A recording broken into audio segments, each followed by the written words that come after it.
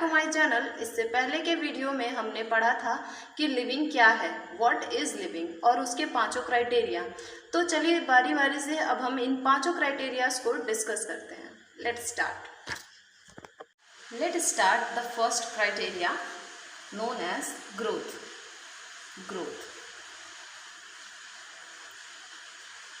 Growth क्या है? Growth it is defined as a increase in mass और increase in cell number. मतलब कि किसी भी ऑर्गेनिज्म का, किसी भी लिविंग ऑर्गेनिज्म का अगर सेल मास या सेल नंबर अगर इंक्रीज हो रहा है तो उसको क्या कहेंगे? ग्रोथ। ठीक है, कि वो लिविंग ऑर्गेनिज्म ग्रो कर रहा है। Okay, it can be defined as increase in mass और increase और cell number। ओके, जैसे कि जब हम छोटे थे तब हमारी हाइट और वेट वो दोनों ही कम थी, और जैसे जैसे हम लोग बड़े हो रहे हैं वैसे वैसे हमारी हाइट और वेट दोनों इंक्रीज हो रही है। ओके, तो ये हम क्या कह सकते हैं कि हमारा ग्रोथ हो रहा है, क्योंकि हम एक लिविंग ऑर्गेनिज्म है। ओके, और यहाँ रही बात यहाँ पे ग्रोथ जो है वो 2 टाइप्स के हैं। Okay, growth 2 types of growth. कौन कौन सा?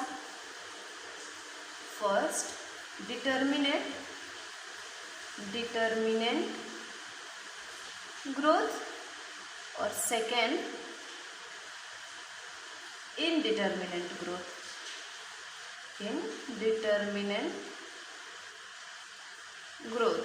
अब डिटर्मिनेंट ग्रोथ क्या है और इनडिटर्मिनेंट ग्रोथ क्या है?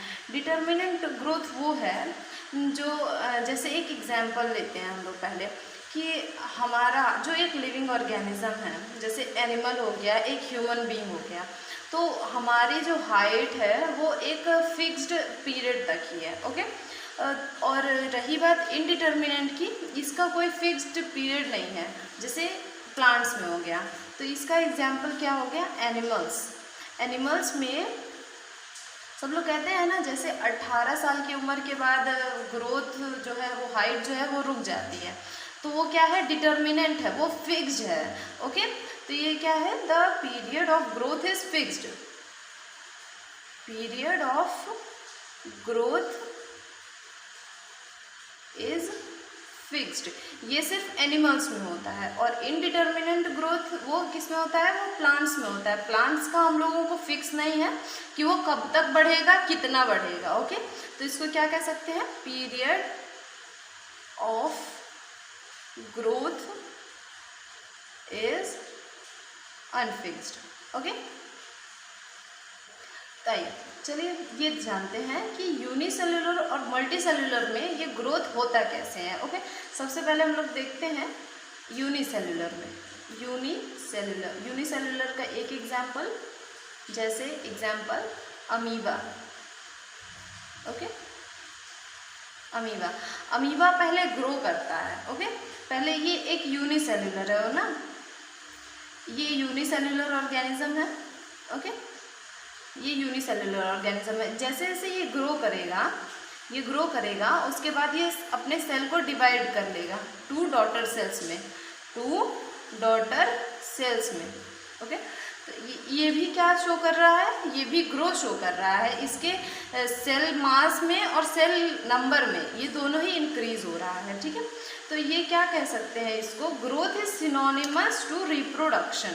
मतलब कि growth is synonymous to reproduction। मतलब कि ग्रोथ को हम यूनिसेल्युलर ऑर्गेनिज्म में ग्रोथ को हम रिप्रोडक्शन से सिनोनिम कर सकते हैं। मतलब growth is equal to reproduction. क्या हो रहा है यहाँ पे? ये तो ग्रो कर रहा है और मतलब ये रिप्रोड्यूस भी कर रहा है ना, खुद को अपने ही जैसे को एक और दो को और यहाँ पे प्रोड्यूस कर रहा है, तो इसको क्या कह सकते हैं, growth is synonymous to reproduction. Okay, अब आ जाए मल्टी सेलुलर ऑर्गेनिज्म में। अब मल्टी सेलुलर ऑर्गेनिज्म में ग्रोथ कैसे होता है मल्टी सेलुलर में, चलिए मल्टी सेलुलर, एक एग्जांपल मल्टी सेलुलर का क्या हो सकता है, मल्टी सेलुलर ऑर्गेनिज्म जैसे कि हम खुद को ले लेते हैं एक human being. Okay,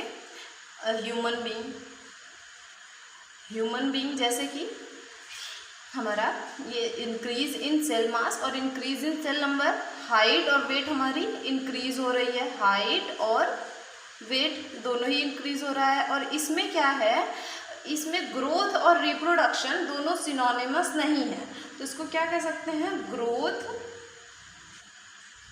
is not synonymous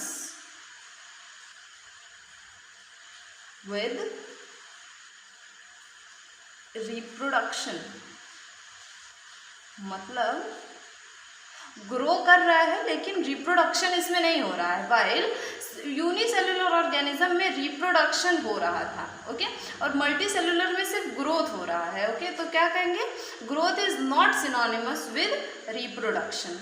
okay, आ जाइए फिर यहाँ पे। अब देखिए, अब ये तो रही बात लिविंग बीइंग्स की। ओके, अब जानते हैं नॉन लिविंग थिंग्स में कैसे ग्रोथ होता है, नॉन लिविंग थिंग्स में कैसे ग्रोथ होता है।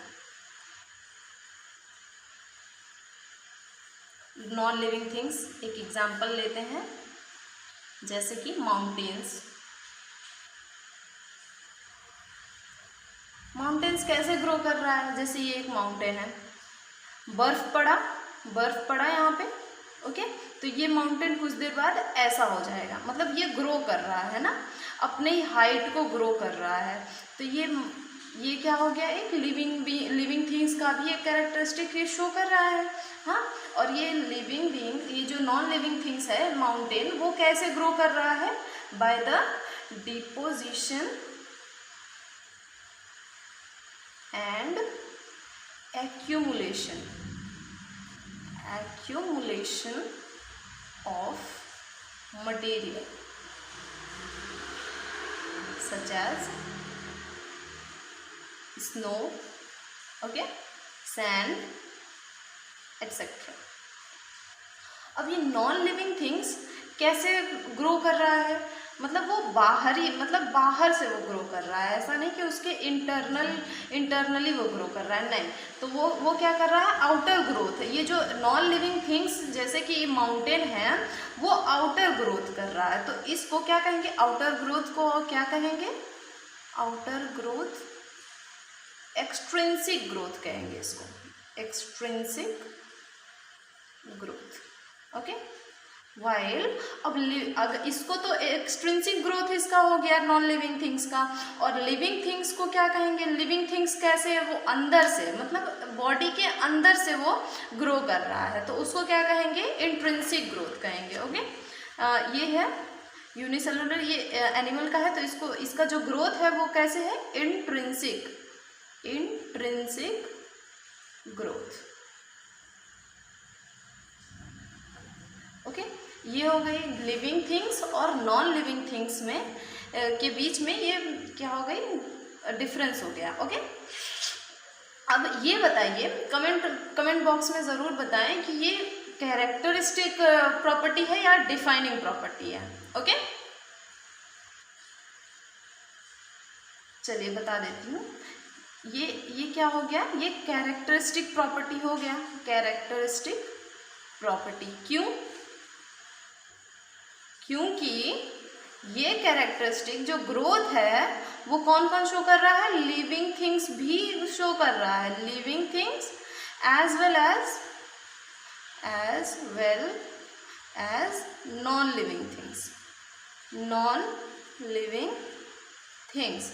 तो ये इसको क्या कहेंगे फिर, ये कैरेक्टरिस्टिक प्रॉपर्टी हो गया। Growth is a characteristic property, hence prove. Okay, thank you.